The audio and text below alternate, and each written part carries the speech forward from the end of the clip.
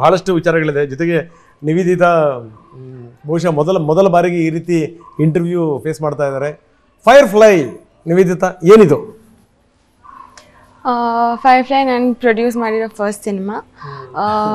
ಆಮೇಲೆ ಅದು new comers ಜೊತೆಗೆ ಮಾಡಬೇಕು ಅಂತ ಪ್ಲ್ಯಾನ್ ಇತ್ತು. ಸೊ ಅದು ಏಪ್ರಿಲ್ 24 ಬರ್ತಾ ಇದೆ, ರಿಲೀಸ್ ಆಗ್ತಾ ಇದೆ. ನೋಡಿ, ಅಮ್ಮ ಪ್ರೊಡಕ್ಷನ್ ಶುರು ಮಾಡಿದ್ರು, ಈಗ ಮಗಳು ಕೂಡ ಶುರು ಮಾಡಿರೋದು. ಹೆಂಗೆ ಅನಿಸ್ತಾ ಇದೆ ನಿವೇದಿತಾ? ಚೆನ್ನಾಗಿ ಅನಿಸ್ತಾ ಇದೆ. ಅಂದರೆ ಅಮ್ಮ ಅಪ್ಪಗಿರೋ ಎಕ್ಸ್ಪೀರಿಯನ್ಸ್ ತುಂಬ ಇದೆ. So I learn a lot from them. So ಚೆನ್ನಾಗಿದೆ.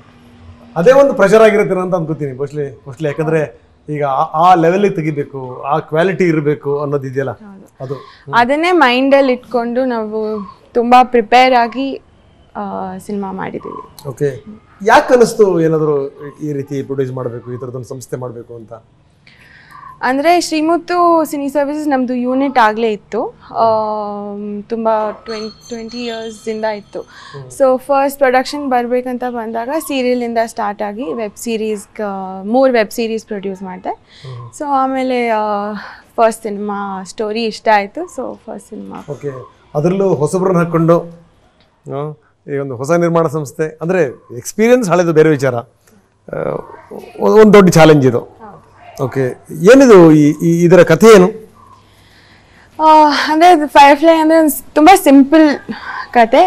ಒಂದು ಕಾಂಪ್ಲೆಕ್ಸ್ ಇಮೋಷನ್ನ ಹೆಂಗೆ ಸಿಂಪಲ್ ಆಗಿ ಫನ್ನಾಗಿ ಎಲ್ಲರಿಗೂ ಅರ್ಥ ಆಗೋ ಥರ ಹೆಂಗೆ ರಿಲೇಟಬಲ್ ಆಗಿ ತೋರಿಸ್ಬೋದು ಅಂತ ಒಂದು ಹುಡುಗನ ಕತೆ ಅಷ್ಟೇ, ಸಿಂಪಲ್.